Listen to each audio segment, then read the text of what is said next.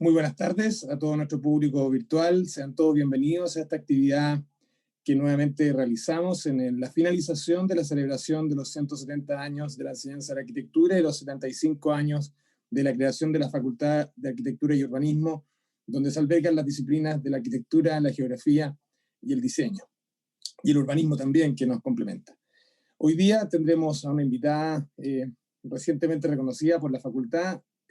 Los detalles sobre su currículum, su experiencia, los dará la directora del Departamento de Geografía, María Cristina Fracú, que va a presentarla y dará los detalles de una conversación multidisciplinar que muestra la diversidad de escalas que nuestra facultad investiga, enseña y divulga. La profesora Fracú es profesora asociada del Departamento de Geografía también, tiene un doctorado en Ciencias Ambientales de la Universidad Autónoma de Barcelona y un máster en Ciencias de Tecnología Ambiental en el Colegio Imperial del Reino Unido. Sus investigaciones se relacionan con agua y género. Ella presentará, como digo, a nuestra invitada, así que agradeciendo su atención, en nombre del decano Manuel Amaya, damos la bienvenida a ellos por su iniciativa, por esta presentación, y a nuestro público virtual que puede ver esto a través de nuestro Facebook Live y que además quedará disponible en nuestra página web. Buenas tardes, buena conversación y hasta pronto. Muchas gracias al director de extensión de nuestra facultad. Para mí es un placer dar la bienvenida a nuestros y nuestras estudiantes y colegas. Hoy día, como ya mencionó Alberto, tenemos el placer de tener a la profesora Jimena Valdés Subercaseaux, la cual recientemente, o sea, este año se le entregó la medalla Brunet de Bains, que es una medalla que se da, digamos, como a colegas y a colegas destacados.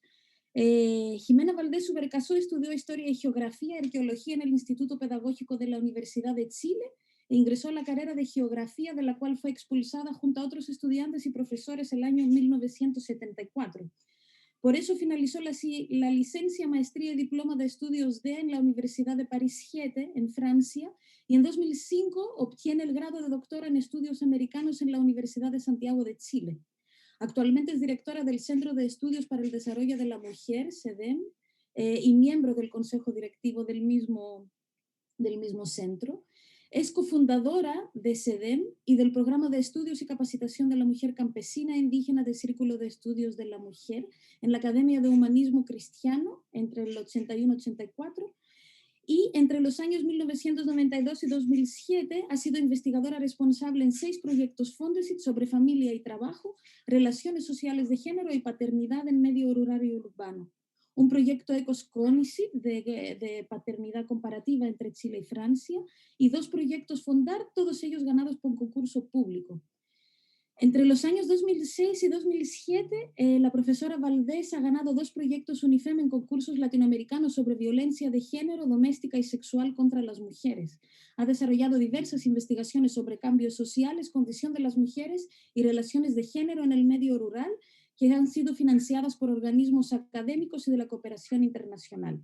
Ha realizado consultorías sobre mujeres rurales, trabajo temporal y trabajadores migrantes en la agricultura para CERNAM y la Dirección del Trabajo del Ministerio del Trabajo, y evaluaciones de proyectos en Chile, Perú y Guatemala. Ha participado en diversos congresos y seminarios nacionales e internacionales, así como en conferencias mundiales y regionales sobre la mujer, y su trabajo destacado se reconoce también siendo miembro del Consejo Asesor al Presidente de la República en la CONAMA y miembro del Consejo de CERNAM entre los años 2000 y 2004. Es por todo eso que es un placer dar la bienvenida a la profesora Jimena Valdés. Estaremos muy atentas a lo que nos va a contar. Darle la bienvenida. Muchas gracias, Jimena. Hola, muy buenas tardes ya. En primer lugar, quiero agradecer a María Cristina por esta invitación. Fue un poco encima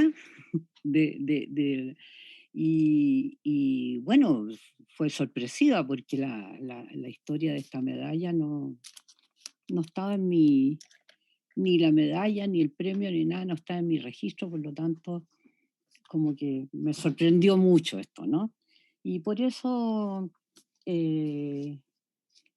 por la premura de la clase esta, no me gusta mucho el nombre magistral, es un poco rimbombante. Yo hice un intento de marcar los hitos más importantes en mi trayectoria profesional para contárselos, para comunicarlos, para ver en el fondo cómo a través de esta trayectoria se llega o llegué al tema de estudios en el medio rural y relaciones de género en este espacio, ¿no? Elaboré un escrito para atenerme al tiempo, que es limitado, y por lo tanto voy a leer, ¿ya? Ustedes me van a perdonar, no me gusta hacer PowerPoint, prefiero, como le decía al inicio, conversar a capela estas cosas y bueno, les voy a leer entonces lo que elaboré. Yo no quisiera en esta ocasión repetir la lógica curricular ni academicista, sino más bien señalar algunos hitos que me llevaron a orientar mis estudios a las relaciones sociales de género en el medio rural de este país. Desde el Liceo de Niñas número 1 de Santiago pasé a la Universidad de Chile. Me matriculé entonces en Historia y Geografía. En esa escuela y año se creó la carrera de Arqueología, en la que estuve algún tiempo derivando luego a la carrera de Geógrafo, que se abriera unos años después en el mismo pedagógico de Macul. La verdad es que el haber estudiado el Paleolítico y el Neolítico en Europa, el nacimiento de la agricultura y la domesticación de animales, el periodo precerámico y agroalfarero en Chile y América, así como las grandes culturas mesoamericanas, me sirvieron en adelante para comprender las nociones de tiempo y espacio, relaciones de los seres humanos con su medio y distintas historias y culturas. Me fue de gran utilidad haber pasado algunos años en la carrera de arqueología. Por motivos personales, a fines del año 67 me fui a Francia e ingresé a la licenciatura de Geografía en el anexo Saint-Cyr de la Universidad de la Sorbona, encontrándome en mayo del 68 con una experiencia inédita, político-callejera, que tocó tanto a las industrias y a la organización obrera como a las universidades y al movimiento estudiantil. La Escuela de Geografía de la universidad no fue ajena a la revuelta del 68. Si mal no recuerdo, su director era Jean Drèche, quien no dejó de apoyar al movimiento estudiantil en esa ocasión. En las clases que estuve en ese tiempo tan convulsionado, con Pierre Georges, por ejemplo, comencé a conocer la geografía humana francesa, de la que quizás nunca me desprendí y volví a apreciar, leyendo y conociendo a Jean Bord, geógrafo francés y profesor de la Universidad de Chile. Pero no solo se aprende en la sala de clases, que en esos días de la primavera del 68 se llenaban con centenares de estudiantes que se movían y transitaban entre la universidad y las calles. No era un tiempo muy tranquilo. Vivía cerca del mercado de la Mouffetard, donde compraba la comida, y en un domingo en la mañana de ese mayo convulsionado por la protesta, tuve la oportunidad de ver a Sartre y a Foucault, que encaramados arriba de un tambor voceaban el semanario La Causa del Pueblo, entre quienes frecuentaban el mercado. Más que anécdota de ver a intelectuales difundiendo un diario militante, este fue uno de los hitos que marcó en mí el papel que en esos años y en ese lugar jugaban los intelectuales en el devenir político de su país. Al igual, ese mismo año tuve la gran suerte de ir a escuchar a Octavio Paz en el Teatro La Mutualité, una vez renunciado a ser embajador de México en la India, a causa de la masacre de Tlatelolco en la Plaza de las Tres Culturas del Distrito Federal de México. Volví a Chile en 1970. Proseguí los estudios en la carrera de geógrafos de la Universidad de Chile, donde tuve como profesores a Miguel Villa, Rodrigo Antonio Leti, Roberto Santana, quien influyó mucho en mí en los estudios rurales, Pedro Cunil, Reinaldo Borgel, Sergio Sepúlveda y Roland Paskov en geomorfología. De todos ellos aprendí a conocer a este país, su gente, sus territorios, su población, sus enormes diferencias no solo climáticas y en sus paisajes, sino además respecto de conocimientos en relación al peso específico de cada clase social y no pocos de los problemas que ello generaba. Eran años de profundización de la reforma agraria de Allende. En enero del 71 estábamos con estudiantes y profesores, algunos profesores, en Puerto Saavedra, Carahue, el lago Udi, para luego recorrer el sur conociendo la formación de los consejos comunales campesinos en comunas como Cautín y Lautaro. A esos profesores de geografía les debo haber aprendido estando en terreno, hacíamos mucho terreno, a mirar, a escuchar y a comprender debido a la relación que en esos años tenía la Universidad de Chile con la sociedad. El golpe de Estado militar del 73 produjo una enorme diáspora entre profesores y alumnos de geografía y además en todo el país, y particularmente esto afectó a la Universidad de Chile. La mayoría de los profesores fueron expulsados de la Escuela de Geografía, así como muchos de nosotros estudiantes. Algunos cayeron presos y otros abandonamos el país. Aprovecho acá para rendir un homenaje a Freddy Taberna, compañero de geografía, que hizo una linda tesis en la quebrada de Tarapacá y fue asesinado por los militares en Iquique en esos años. Volví entonces a Francia en enero del 74, ya con una clara opción por los estudios rurales. Me acerqué al profesor Olivier Dollfus, especialista en Perú y en zonas templadas, quien guió mi tesis sobre el rol del crédito agrícola durante la reforma agraria chilena, para sacar el grado de licenciada en geografía y luego la tesis sobre la política agraria de la Junta Militar Chilena para obtener la maestría en geografía. Luego de la maestría ingresé al DEVA, diploma de estudios en profundidad, eso, al primer año del doctorado, donde entre los profesores tuve al historiador del Perú y Guatemala, el profesor Jean Piel, historiador, que me hizo profundizar el conocimiento sobre la comunidad andina a través de la lectura de textos literarios como los de José María Argueda, Los ríos profundos, por ejemplo, y a un historiador especialista en China, el profesor Jean Chenot. Debo decir que con estos profesores, Dollfus, Piel y Chenot, entablé una gran amistad y debo reconocer su enorme solidaridad con los estudiantes chilenos que llegábamos a la universidad. La mayoría de los temas y problemas tratados en el DEVA no tuve la oportunidad de abordarlos en Chile. El DEVA se llamaba Tercer Mundo y yo era parte de eso que estudiábamos. Así, allí sobre todo valoré el viajar por distintas latitudes apreciando lo que para los historiadores es una clave sin la cual no se puede comprender el presente, que alude a los procesos de larga duración estudiados y conceptualizados por Marc Bloch, autor del trabajo Los caracteres originales de la historia rural francesa, y Fernand Braudel con sus estudios en el Mediterráneo. Volví luego a Chile en el año 78 con licencia, maestría de BOA y proyecto doctoral inscrito en la Universidad de París 7, con la intención acordada con el profesor Dollfus de realizar un doctorado en los sistemas agrarios regionales. Pero fui a las oficinas de la Universidad de Chile para convalidar mis estudios, pero me topé con un funcionario de apellido Durán que me dijo que tenía que hacer el ramo de estadística que no hice por razones ajenas a mi voluntad para obtener el título de geógrafo en este país, pues los grados franceses acá no eran reconocidos.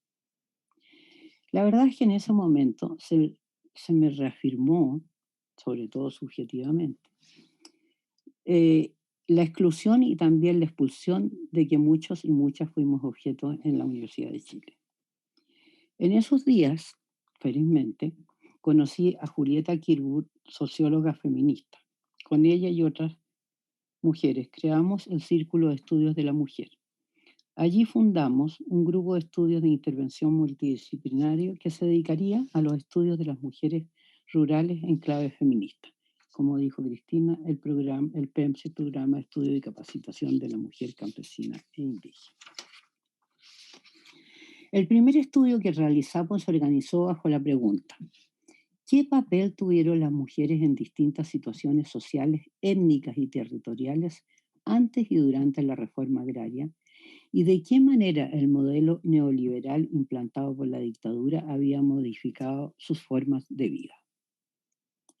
La metodología puesta a prueba en terreno, realizados entre las regiones de Atacama y Chiloé, fue aquella del conocimiento situado desarrollado por investigadoras feministas, quienes han relevado el punto de vista y la subjetividad de quien investiga y cuestiona el carácter neutral de la investigación. La técnica empleada fue la de la historia de vida, aplicada fundamentalmente en historia oral, sociología y antropología. Se publicó con el resultado de esta investigación un libro llamado Historias Testimoniales de Mujeres del Campo en el año 83. El equipo, debo decir, estaba conformado por Sonia Montesino, Macarena Mac, Kiray de León y yo misma. Es un texto de puesta en evidencia de la existencia de un actor social ausente de los estudios rurales hasta entonces, estudios rurales y agrarios, un texto que reveló la diversidad cultural entre las poblaciones rurales y las variadas formas de vida de los y las habitantes del campo. Este texto fue entregado a sus protagonistas en un acto en que la mayoría de las entrevistadas estaban presentes. Quisimos traspasar la barrera que en ciencias sociales usa al sujeto de la investigación como objeto de estudio. Esta entrega de las historias de vida tenía además el propósito de apoyar a plazos venideros la organización social de las mujeres rurales provenientes de distintos lugares del país. Estas indagaciones sobre las percepciones y prácticas de las mujeres rurales condujeron a conocer y a comprender temas y problemas ignorados por las ciencias sociales, incluyendo, en primer lugar, a la geografía. De esa experiencia surgió el interés por profundizar los conocimientos sobre aquellas mujeres que ingresaron al mercado de trabajo agrícola, las asalariadas, y por otro lado sobre las mujeres de raíz campesina que desarrollaban un oficio y generaban ingresos, contradiciendo a las fuentes oficiales como los censos agrícolas ganaderos, en que se las catalogaba como, comillas, ayudas familiares no remuneradas. Los censos siempre consideraron que las mujeres no trabajaban. El interés por ambos grupos de mujeres me ha acompañado hasta ahora. Por un lado, cierto, las asalariadas agrícolas, las temporeras, y por otro lado, mujeres campesinas, de raíz campesinas que desarrollan oficios como la textilería, la alfarería u otros.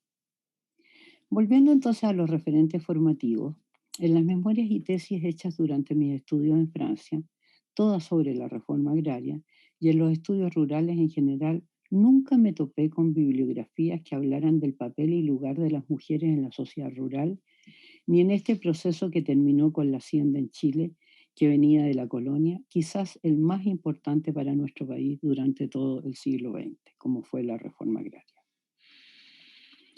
Ni en los estudios sobre la hacienda, ni sobre las economías campesinas, las mujeres eran parte del paisaje ni de los procesos de transformación social. Todo transcurría por y para las poblaciones masculinas. La institución del inquilinaje, las economías campesinas, las tomas de fondo, el derecho a la propiedad de la tierra, el proceso de sindicalización campesina y luego, claro, la represión desatada con el golpe militar que generó presidio, desaparición y asesinato, en particular de dirigentes hombres campesinos.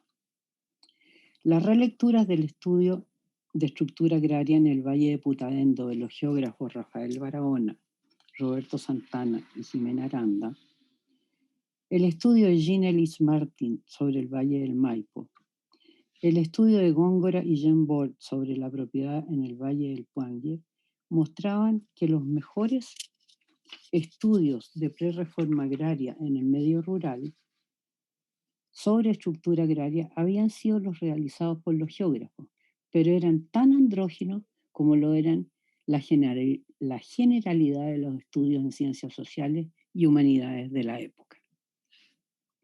De esos años retuvimos, sí, el estudio del Valle del Puangue, un hecho que luego daría pie al análisis del oficio alfarero en la aldea de Pomaire.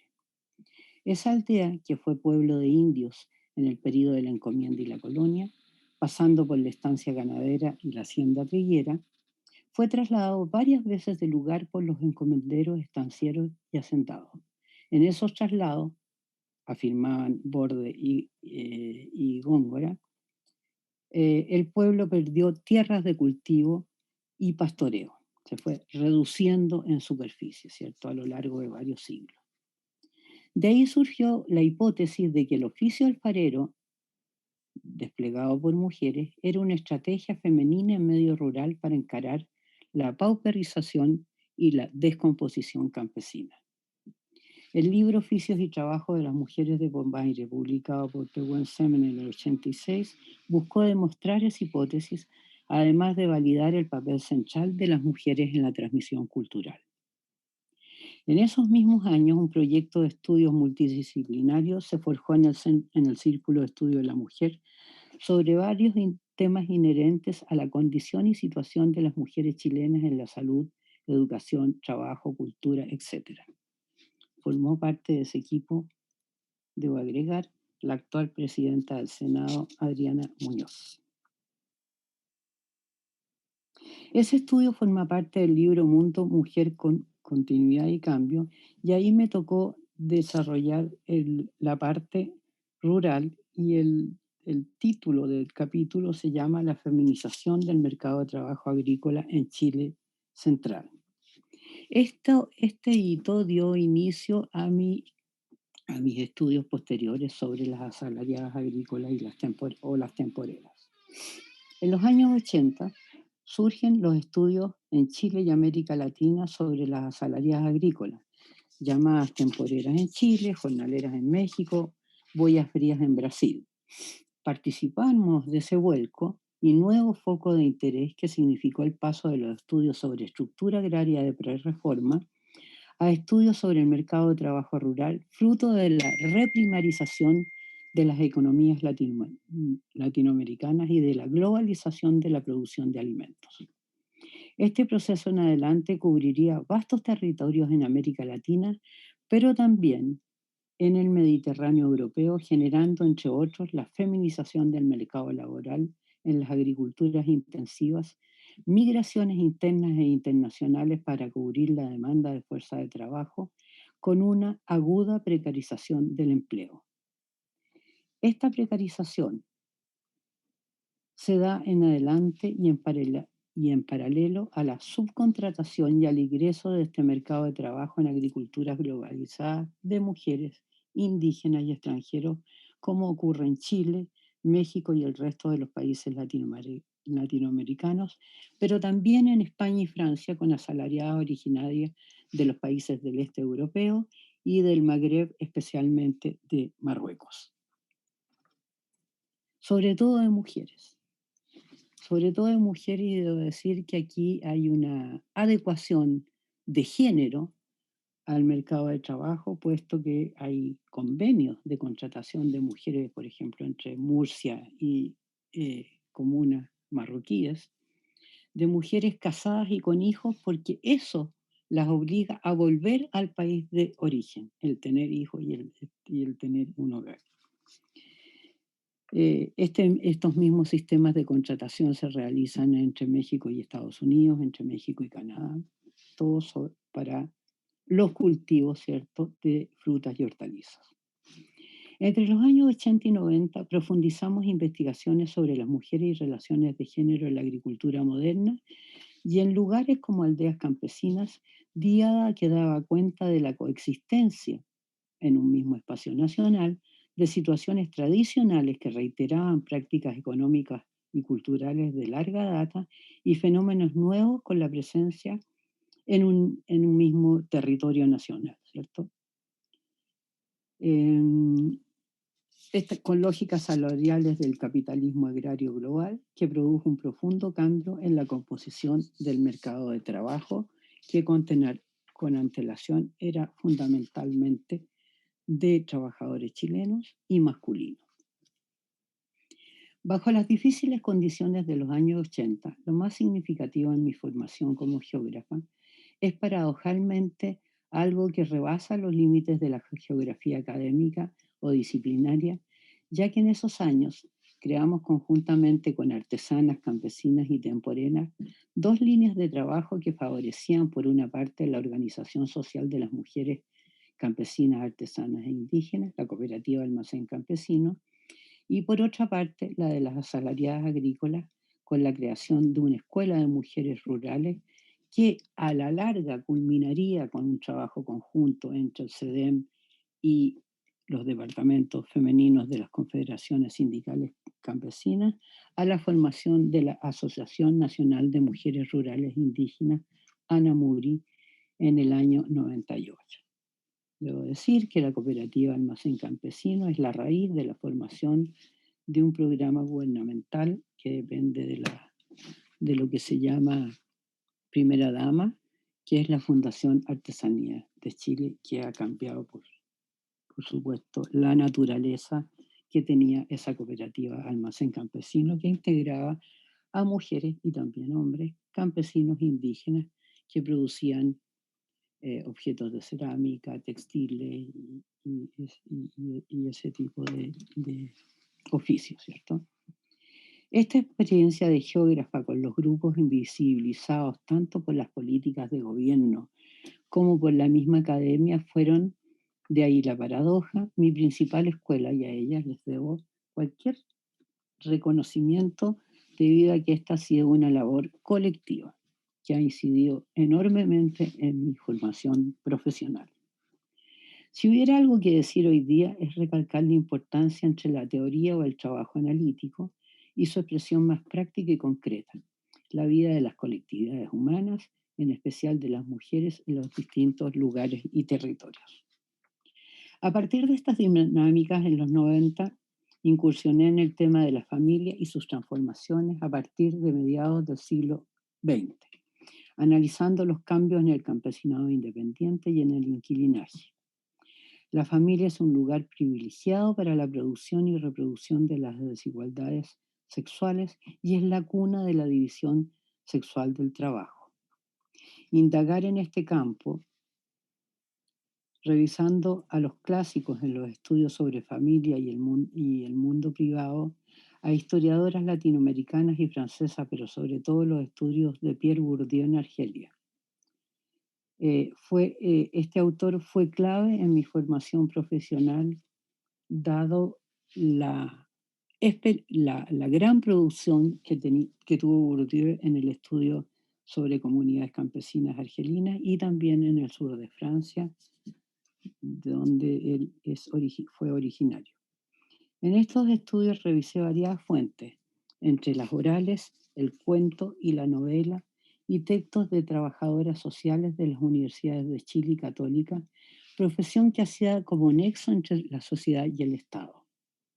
En estos estudios se fueron revelando las transformaciones de la familia en su composición, los cambios en las relaciones de género en su interior, la pérdida de poder de la autoridad masculina a lo largo del tiempo y las diferencias entre distintos espacios, entre campesinas independientes e inquilinas, pero sobre todo dando cuenta del papel que tuvo el Estado en la formación y la afirmación de la familia conyugal desde el Frente Popular en adelante, así como el papel que tuvo la Iglesia Católica con antelación en la construcción de los géneros y las transformaciones familiares.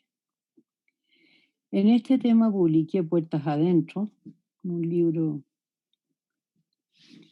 que tiene que ver con comparación entre la familia chilena y francesa, y La vida en común, transformaciones familiares a partir de mediados del siglo XX en el medio rural, que fue el tema de mi tardío doctorado en la USACH. Al mismo tiempo, proseguí en los años siguientes con estudios en aldeas alfareras y en la agroindustria frutícola, analizando la labor y las condiciones de trabajo de las temporeras en los valles nortinos, Copiapó y Aconcagua. Organicé un estudio sobre trabajo y familia en faenas mineras, salmoneras y frutícolas, donde trabajé en conjunto con sociólogos y antropólogos, y este estudio dio lugar al libro Trabajo y familias bajo el neoliberalismo, faenas del cobre, la salmonicultura y la uva de mesa, publicado por Lomen en el año 2015. De base cualitativa, estos estudios profundizaron en la precarización laboral, las migraciones internas e internacionales, la inclusión de indígenas y extranjeros de ambos sexos en las faenas de la uva de mesa en empresas nacionales y extranjeras, y dieron por resultado en términos comparativos de que los trabajadores de la agroindustria eran los más precarizados comparados con otros trabajadores también de actividades de exportación como los de la minería del cobre y la salmonicultura. Por estos años dividí mi trabajo entre la ONG, el CEDEM, y la Universidad Academia de Humanismo Cristiano, donde fui invitada por el geógrafo Marcelo Garrido a formar parte de la Escuela de Geografía de esa universidad. Ahí, en otro fondo, analizamos a través del método genealógico que aprendí de la antropóloga mexicana Sara María Lara Flores. Realizamos un estudio en la cordillera de la Costa del Maule, en medio campesino, para comprender las transformaciones sociales que se habían producido en un largo periodo y a lo largo de 3 generaciones en territorios que eran ajenos a los procesos modernizadores inscritos en la globalización, como lo fueron son los valles nortinos y la zona central. Y evidenciamos que mientras se modificaban las relaciones de género en esos espacios de la cordillera de la costa, ¿cierto? En el espacio público permanecían incólumes a los cambios aquellas relaciones de poder que se daban en la familia en medio campesino. Este estudio dio lugar al libro, aquí lo tengo, Tiempos y lugares, transformaciones socioculturales en localidades rurales de Chile Central. Fue publicado por la Academia de Humanismo Cristiano el año 2018. Y para finalizar con el trazado de esta trayectoria que me llevó al medio rural y en este medio a los estudios de género, cuyo interés se construye y desarrolla junto a los aportes teóricos del feminismo, teórico y práctico, académico y popular, este año y en pandemia volví a reiterar lo de siempre, una profundización en temas que se han mantenido en el tiempo sobre la base de un material que fui acumulando y recogiendo en terreno a lo largo de varias décadas. Las temporeras y las alfareras, su medio, las transformaciones históricas y las relaciones de género en la familia, en el espacio doméstico y los lugares de trabajo. Un primer texto se titula De la dominación hacendal a la emancipación precaria, historias y relatos de vida de mujeres inquilinas y temporeras, que fue publicado por la Academia de Humanismo Cristiano este año, el 2020. Este texto analiza el trabajo de las ordeñadoras en fundos y haciendas de la zona central antes de la reforma agraria y el trabajo de las temporeras en la uva de mesa en los valles del norte. Concluye que si bien las mujeres han ganado en autonomía económica gracias a la obtención de salario, no han ganado en emancipación debido a las condiciones precarias de trabajo, realidad que pone en entredicho el lema o la consigna de la igualdad de oportunidades, puesto en boga junto al establecimiento de políticas públicas de género a contar de la Cuarta Conferencia Mundial de la Mujer en el año 95 por los distintos gobiernos que han habido en Chile. El otro texto se llama Mujeres de Tierra y Fuego, los Eras de Pilén. Este fue publicado por CEDEM este mismo año. Estudia la persistencia de la labor alfarera en la localidad de Pilén, situada en la vertiente oriental de la cordillera de la Costa, vecina a Cauquenes en el Maule. Permanencia que es interpretada como resistencia a la descomposición campesina en un contexto de invasión y avance de las plantaciones forestales de la cordillera sobre la aldea de Pilén. En este estudio realizamos comparaciones con lo ocurrido en Pomaire, donde la labor alfarera se masculinizó con la introducción del horno y del torno, en tanto en Pilén la producción de loza permanece como actividad femenina y por ello en manos de las mujeres.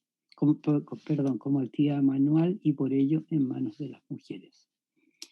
En la presentación de este texto recurro a la experiencia lograda como estudiante de arqueología, donde en una excavación dirigida por el profesor Berdichevsky en el Valle de Aconcagua, encontré en un túmulo una pieza en greda que en esos años, por supuesto, no dio lugar a la pregunta ¿quién había hecho esa pieza en tiempos precolombinos? Después de muchos años, pensé que la había hecho también una mujer. Pensando en estos textos, ¿por qué ni el sentido común ni en la academia se hace la pregunta sobre las vías que están detrás de las cosechas de fruta del milagro exportador chileno? Aprovecho en esta ocasión para contarles que en su gran mayoría son mujeres, las llamadas temporeras, para quienes el trabajo de temporada es usualmente permanente.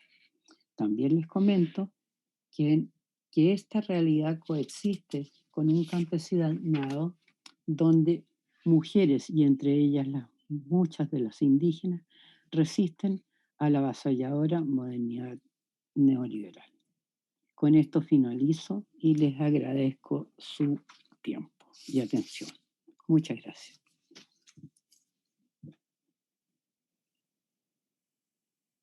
Ya, muchas gracias a la profesora Jimena Valdés por esta charla. Yo me quedé muy sorprendida. Describió una trayectoria así muy, muy impresionante de distintos países y de distintos personajes que uno solo soñaba así con conocer o escuchar en vivo. Entonces, también se comprende también como esta, digamos, la complejidad y la originalidad de sus investigaciones, como de dónde proviene, ¿no? Como la fusión con otras disciplinas o conocimiento de otras disciplinas, colaboraciones con colegas de todo el mundo, en realidad. Y además aprovechó de hacer como un repaso, digamos, como de la disciplina geográfica en el país a propósito de su propia trayectoria. Así que muchas gracias por esa interesante charla o clase. Los comentarios también como apuntan a eso en nuestra plataforma de transmisión en vivo. La gente dice que está como muy emocionada y muy sorprendida de su carrera y sus motivaciones también para investigar, porque ese tipo de charlas también como transparentan un poquito nuestro motor, ¿no? Para investigar a qué es lo que estamos buscando, qué es lo que nos empuja. Y también no fue tan solo como un repaso, digamos, como de la disciplina en Chile, pero también como lo de los estudios de género, ¿no? Como usted mencionó a varias colegas como Sonia Montesinos, por ejemplo, que han sido como gravitantes como en el movimiento, digamos, como feminista, podríamos decir, en Chile. Entonces, yo tengo una primera pregunta porque nos queda tiempo para conversar un poquito. Eh, yo quería empezar más allá como de lo académico, un poco de lo más aplicado, ¿no? Como de lo más así realista. Entonces, le quería preguntar, ¿cómo ve o cómo evalúa, cómo siente, digamos, el movimiento feminista actual? Como yo creo que, o sea, yo tengo 40 y tantos años y ya veo como mucha diferencia en nuestra posición en la sociedad, en la academia, en las normas culturales, ¿no? Alrededor del género y nuestra posición. Quizás en la economía no ha cambiado tanto a grandes rasgos, pero un poco culturalmente yo creo que más. Entonces le quería preguntar cómo ve el movimiento feminista actual, considerando este lento pero imparable al mismo momento proceso, ¿no? Como de evolución donde estamos como visibilizando de la represión, la precarización laboral y social y la violencia estructural contra las mujeres, ¿no? Usted ha sido como parte de este, no sé si derechamente tal como movimiento feminista, pero como de los estudios de género que han contribuido en eso. Entonces, le quería preguntar, ¿cómo ve el movimiento feminista actual con la Bueno, fuerza mira, discursiva? Sí, comparado con la etapa o el periodo en que éramos cuatro gatos feministas con Julieta Kirwood y un grupo chico de mujeres, pero también ese grupo en la segunda ola feminista después del sufragismo, ¿cierto? Nosotros con Julieta íbamos a tomar tecito con la Elena Caffarena y la Olga Poblete, que eran las grandes dirigentes del MEMS en la lucha por el voto. Y tratamos de aprender de ellas, tratamos de escucharlas. Creo que el aporte que hizo el movimiento feminista de la segunda ola, el que me correspondió más estar a mí, consistió en incorporar a las políticas gubernamentales, ¿cierto?, una Oficina Nacional de la Mujer que fue el CENAM. Pero junto a ello tuvo si Julieta hubiera vivido, eso no habría pasado, creo yo, cometió el error de institucionalizarse ese movimiento y de perder su capacidad crítica. Nosotros en ese minuto ya nos distanciamos de ese proceso de institucionalización y nos volcamos más al trabajo feminista con las mujeres rurales y en concreto con los departamentos femeninos de las confederaciones sindicales que en los años 90 nos odiaban porque su idea era que nosotros estábamos rompiendo la solidaridad de clase, etcétera, etcétera. No obstante, hubo un hito que fue la Cuarta Conferencia Mundial de la Mujer, en que fueron dirigentes sindicales campesinas. Yo también fui a China en ese año. Ese hito marcó una línea de separación, creo yo, entre este feminismo institucional vinculado al CERNAM, con muchas limitaciones y con una nula capacidad crítica a lo que estaba ocurriendo en las políticas públicas, y un feminismo que estaba en los bordes, sin visibilidad probablemente, pero trabajando por abajo, ¿no? Saltamos 2 décadas, nos encontramos con el año 2018, donde irrumpen, ¿cierto?, el movimiento estudiantil en las calles. Y claro, hay diferencias notorias porque en la etapa en que yo estuve, el cuerpo, el aborto, creo que una vez dije en el Consejo del CERNAM, pero ¿por qué no hablamos del aborto? Y la ministra me dijo, pero ¿tú crees que estás en Francia? Aquí no se habla de esos temas, ¿no? Y bueno, quedarse callado nomás. Entonces, esta nueva ola, tercera ola feminista o como se le llame, ¿cierto?, surge y emerge con un cuestionamiento o con un posicionamiento sobre la soberanía del cuerpo. Y creo que eso es una novedad.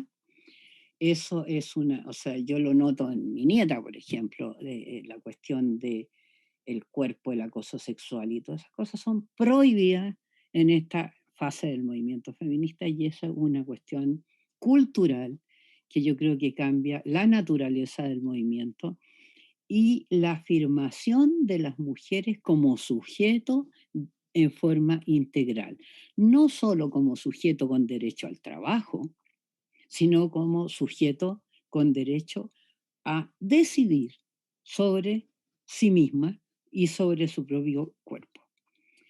Eso es importantísimo. Y los cambios que han habido, ¿cierto?, en estos décadas, por ejemplo, en la dirigencia estudiantil, con Camila Vallejos en el movimiento estudiantil, con Camila Vallejos como diputada.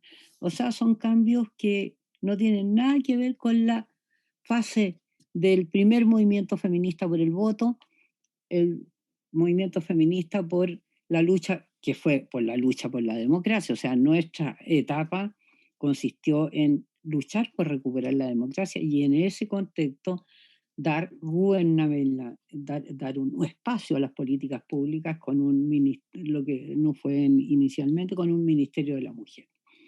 Ahora bien, las críticas que hay esta ola del feminismo institucionalizada en Chile coincide con un feminismo bastante neoliberal que es criticado, ¿cierto? Fundamentalmente por Nancy Fraser, que llama la atención sobre los límites de esta institucionalización del movimiento feminista. Y creo que, como afirmaba Julieta Kirwood, sin autonomía del movimiento feminista no hay avances sustantivos. Y creo que este movimiento más autónomo genera mucho más transformaciones culturales que lo que puede ser un movimiento institucionalizado. Ahora bien, creo que es re interesante señalar cómo en América Latina, y esto yo lo veo por la Asociación Nacional de Mujeres Rurales Indígenas con las cuales el CEDEM colabora mucho, cómo hay también coexistiendo con este movimiento feminista de recuperación del cuerpo y de soberanía del cuerpo, para ponerle un nombre, cualquiera, un movimiento feminista popular que llega a los sectores campesinos, que está en toda América Latina, que está en una dirigencia campesina e indígena, que está con la crítica al feminismo blanco, ¿cierto? Por un feminismo postcolonial y qué sé yo, donde las mujeres dirigentes se mueven en distintos espacios entre los trabajadores sin tierra en Brasil, los zapatistas en Chiapas, el movimiento indígena en Ecuador y dirigentes chilenas hay como Sousa Santos habla de y un jesuita que se me olvidó el nombre, hablan de la globalización por abajo, ¿no? Y creo que esa globalización por abajo es interesantísima en términos de cómo estas ideas del feminismo se traducen y son reapropiadas y reinterpretadas por sectores de mujeres campesinas e indígenas. Yo diría un poco eso. Creo que lo que ha hecho las tesis, esto está muy vinculado con el desarrollo intelectual de algunas teóricas que tienen mucha relevancia en América Latina, como Laura Rita Segato, ¿no? Creo que es inédito, creo que hay una cuestión que es muy interesante en las evoluciones que ha tenido la humanidad. Hoy día es más conocida Simone de Beauvoir que Sartre. Sartre como que está de moda.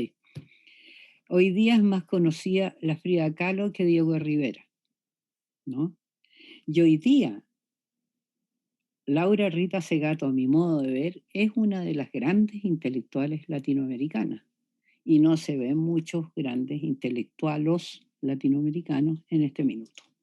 Entonces creo que hay cambios culturales, irrupción de las mujeres en los espacios de movimientos sociales, en los espacios académicos, en los discursos públicos.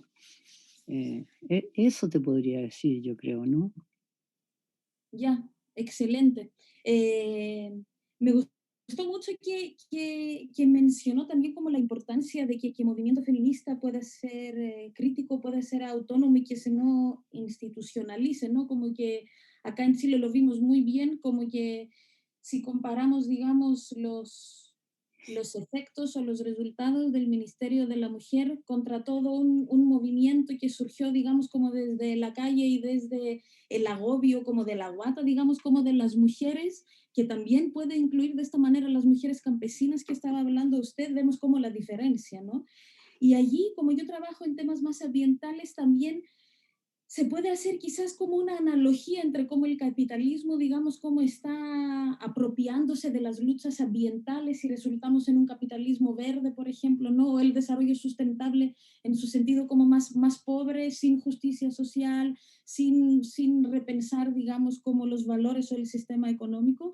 Lo mismo puede pasar con el feminismo, ¿no? Como toda la lucha feminista que se puede, digamos, como apropiar institucionalizarse y como no seguir, digamos, con estos avances que ha estado como mencionado usted. Entonces, para aterrizar un poquito estas ideas en nuestra disciplina y pensar, digamos, como en las y los estudiantes que nos estarán escuchando, yo le quería preguntar, eh, porque igual mencionó los conceptos claves, ¿no? Como la autonomía del cuerpo, estamos hablando desde la geografía también de la autodeterminación, digamos, de los territorios, cuerpo-territorio, hablamos de movilidad, hablamos de seguridad.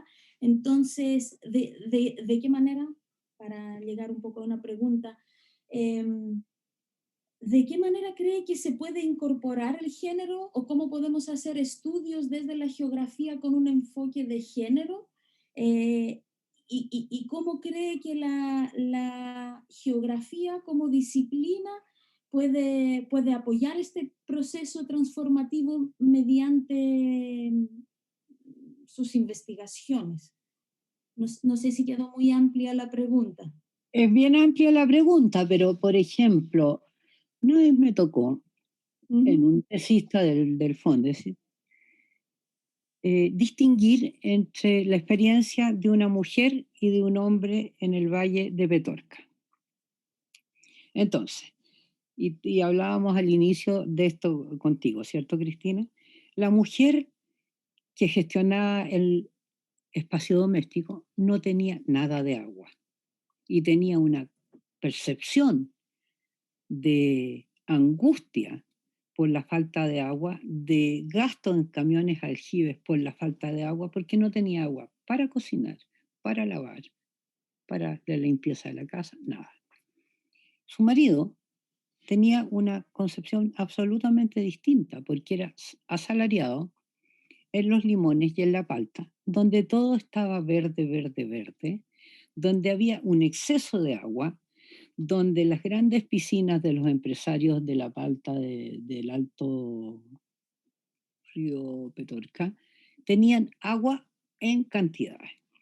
Y yo creo que afinar en geografía la mirada sobre el uso y el goce del agua es importantísimo. Y no solo en zonas semiáridas, como puede ser el norte de la provincia de Valparaíso, sino también en zonas donde debiera haber o no debiera haber escasez hídrica, como es la Araucanía, ¿no? En la Araucanía, muchas de lo que estamos viendo ahora en otros fondos de las comunidades indígenas se abastecen de camiones de aljibe.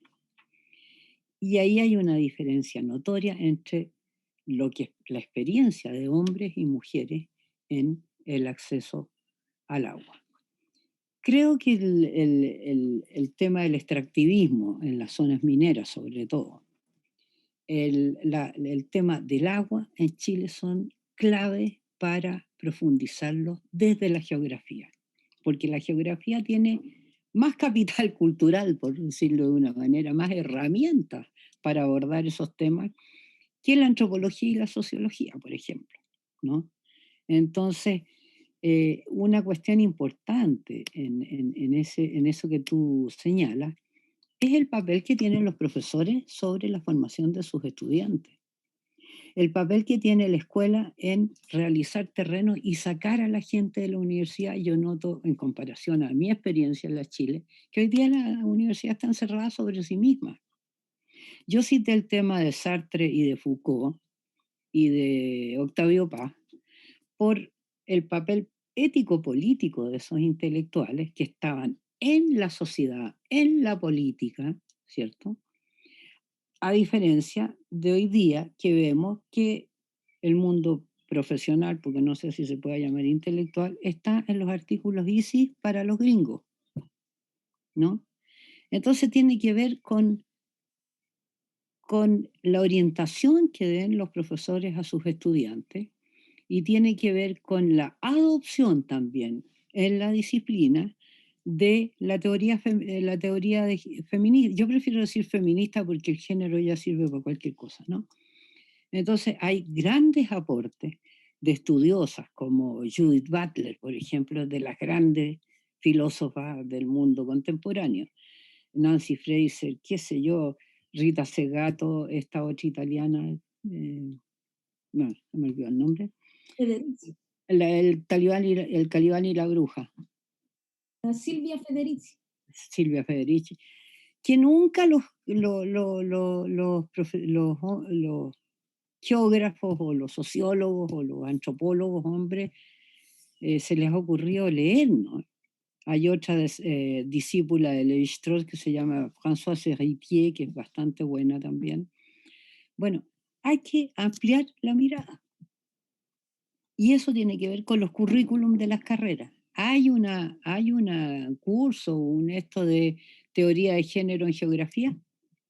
Hay una lectura de las geógrafas inglesas, sobre todo las inglesas.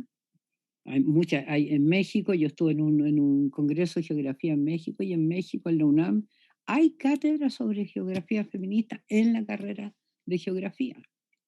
Hay una organización de las geógrafas feministas que adelantan, ¿cierto? Permiten adelantar estos procesos. Entonces creo que depende de eso. Los profesores son claves en la formación de los estudiantes. Hay maestros y no maestros. De acuerdo, profesor. Y maestras y no maestras. Sí. En nuestra carrera, por ejemplo, yo creo que la evolución hacia una mirada feminista a la geografía fue un poquito de ambos lados, tanto por parte del profesorado, por decirlo de esta manera, como por parte de nuestros y nuestras estudiantes, ¿no? Como que pidieron como más bibliografía por parte de colegas que sean mujeres. Entonces, esto me falta un poquito la palabra, pero se ve, digamos, como se nota hasta como en las demandas estudiantiles, ¿no? Como la necesidad de una mirada más feminista, como dice, yo también prefiero, hacia la geografía. Entre paréntesis, Cristina, ya que tú eres griega, hay una teórica feminista que se llama Eleni Varikas. Ya, no la conozco. Eleni Varikas. La voy a buscar. Incluso tiene conferencias en YouTube. Ya. Y es excelente. Muy bien. Gracias por el dato. ¿Quién lo anotó? Yo creo que, Jimena, vamos a dejar nuestra conversación aquí. No sé si hay algo que querías añadir como último comentario. No, agradecer su invitación y bueno, más contactos entre las universidades también yo creo que hacen falta en Chile. También creo. Para avanzar. Ya, te voy a contactar para que demos el buen ejemplo entonces. Yo quería cerrar, o sea, claramente agradeciendo a Jimena. Hay un último comentario de nuestra vicedecana de la Facultad de Arquitectura y Urbanismo, la profesora Carmen Paz Castro, que manda muchas felicidades para profesora Valdés por el merecido reconocimiento que hace la facultad, por su gran aporte a la disciplina geográfica y a la transdisciplina, como quedó manifestado en su charla. Así que como departamento, como facultad, como universidad, agradecer mucho a tu charla, Jimena. Ojalá nos veremos de cualquier manera, virtual o presencial, prontamente. Ya, muchas gracias a todos. Ya. Chao, gracias.